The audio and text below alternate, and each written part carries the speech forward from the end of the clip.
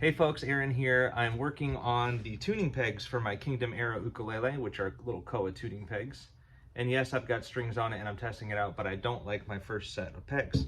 So I have repaired and modified or installed new violin pegs a few times, but I've never made my own from scratch. So that's why I'm needing a second or third try here, I think.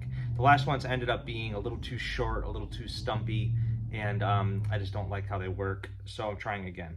Basically, you turn most of it on the lathe, and then you need to taper them.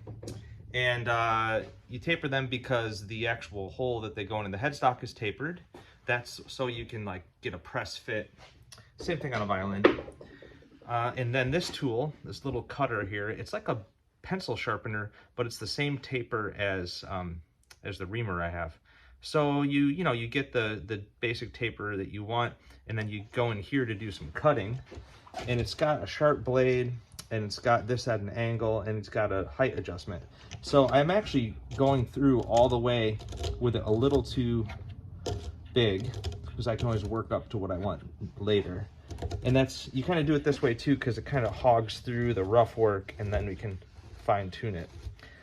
So really it's like the hard work is at the shoulder here, and then the shaping kind of happens farther up. So it feels like a crude tool, but I mean, you kind of can't deny that it works. Maybe a little sanding and you're good to go after this. And yes, I still have to shape the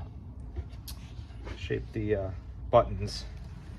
It's kind of hard at the end here. Sometimes I take it out and hit the shoulder with a knife, speed up the process. Almost done.